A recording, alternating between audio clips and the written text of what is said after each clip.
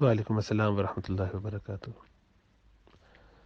اللہ سبحانہ و تعالیٰ نے ہمیں اپنی موت کی تیاری کرنے کے لیے رسول اللہ صلی اللہ علیہ وسلم کی تعلیمات کے ذریعے تمام طریقہ کار بتا دیے ہیں کہ تقوی سے رہو، گناہوں سے بچو، اعمال صالحہ کرو۔ قیامت کب آئے گی اس کی نشانیاں بتا دی گئی ہیں، لیکن کب آئے گی یہ نہیں معلوم۔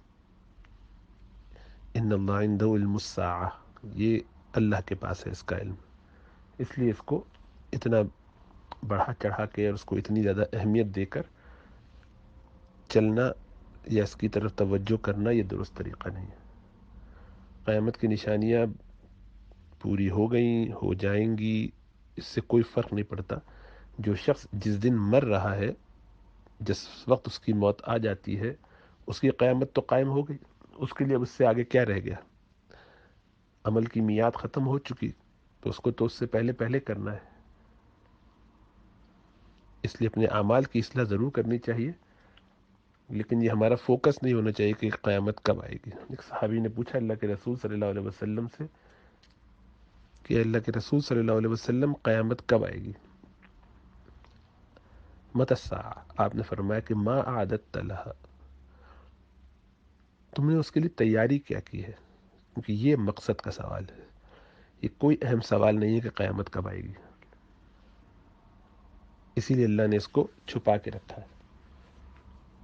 تو ایک تو یہ ذہن میں رہنا چاہیے کہ قیامت کے آنے کا تعین اللہ اور اس کے رسول صلی اللہ علیہ وسلم نے نہیں کیا، اس کی علامتیں بیان کی، ہمیں ان میں سے جو غلطیاں ہیں، کوتاہیاں، ان سے اپنے آپ کو بچا کے چلنا چاہیے۔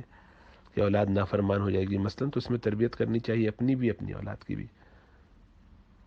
اس میں یہ کہ فحاشی عام ہو جائے گی تو اپنے آپ کو فحاشی سے بچانا چاہیے۔ اس میں یہ ہے کہ گانے بجانے کے آلات بہت چلنے لگیں گے تو ان سے اپنے آپ کو روکنا چاہیے۔ اب دیکھیے دین کے نام پر بھی دینی باتیں بھی کرتے ہیں، شروع میں آخر میں میوزک چل رہا ہوتا ہے۔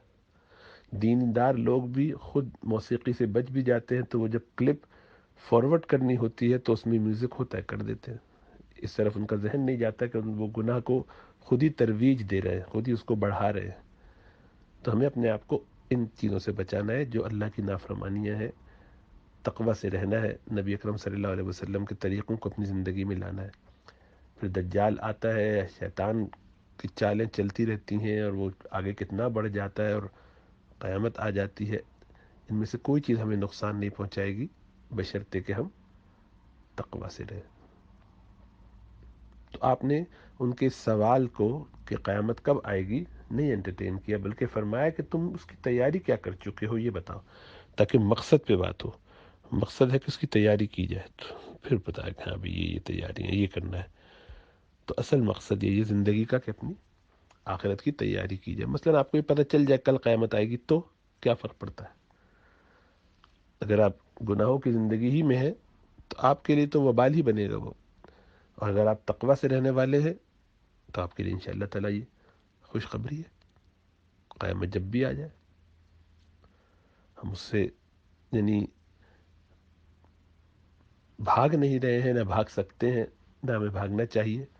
ہمیں تو اپنی فکر کرنی چاہیے، ہمارا جو وقت ہے وہ اپنے رب نے متعین کیا ہوا ہے، لکھا ہوا ہے۔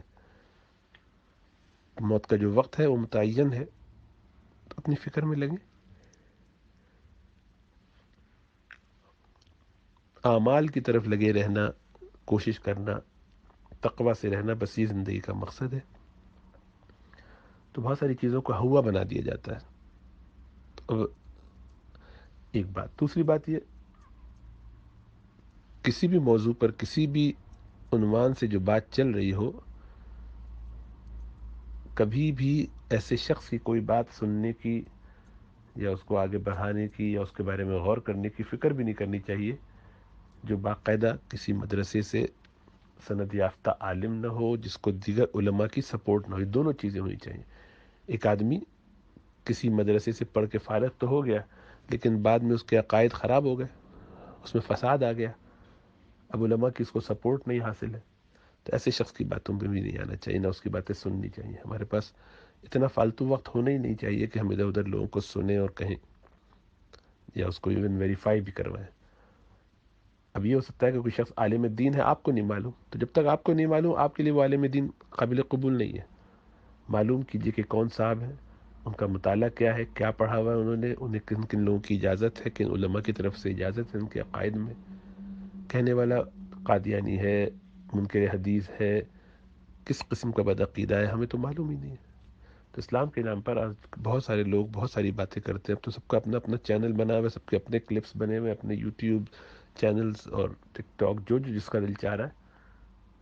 تو پوری دنیا میں جتنے لوگ کام کر رہے ہیں سب کو جا جا کے چیک کرتے رہیں گے، سب کو سنتے رہیں، سب کو ویریفائی کرتے رہیں، بالکل بھی نہیں۔ اس طرح اپنا بھی وقت برباد نہیں کرنا چاہیے، دوسروں کا بھی نہیں۔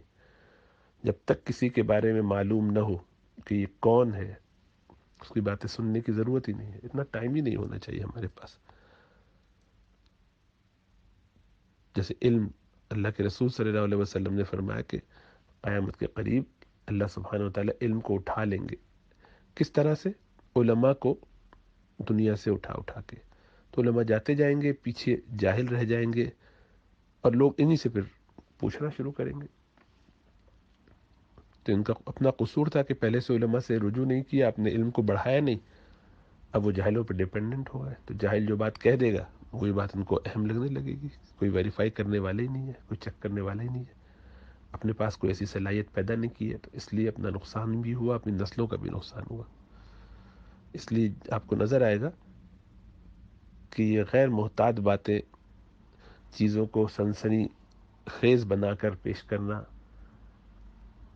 اچانک سے لوگ، یعنی پوری امت میں، اس کا مطلب ہے کہ ہمیں تو فکر کرنی چاہیے اس لیے کہ قیامت بہت قریب ہو گئی ہے، اور پچھلے والوں کو کچھ کرنے کی ضرورت نہیں تھی اس لیے کہ ان سے قیامت بہت قریب نہیں تھی۔ صحابہ کرام کو اتنی زیادہ فکر تھی قیامت کی 1450 سال پہلے، ہمیں کتنی ہونی چاہیے؟ بس انہی کا طریقہ ہے کہ تقوی سے رہیں، گناہوں سے بچتے رہیں، بس اس سے آگے پیچھے نہیں۔ یہ کب آئے گی، اور دن حساب لگا رہے ہیں اور سوچ رہے ہیں اور ڈھونڈ رہے ہیں کہ یہ جھنڈے اور وہ کلر اور یہ نشانی ہو گئی کہ نہیں ہو گئی، یہ سب وہی لوگ کر سکتے ہیں کہ جن کے پاس ٹھوس علم نہ ہو، ٹھیک بات ان کو نہ سمجھ میں آئی ہو کہ کرنا کیا ہے۔ اس طرح کی چیزوں سے بس آپ ایک نیا یونیک سا پوائنٹ اٹھا دیتے ہیں، لوگ آگے پیچھے پریشان ہو کے گھومنے لگتے ہیں۔ تو فکر ہمیں آخرت کی کرنی ہے، اپنے اعمال کی اصلاح کے ساتھ۔ باقی ادھر ادھر کی باتیں کب ہوگا کیا ہوگا کسی کو نہیں معلوم، واللہ اعلم۔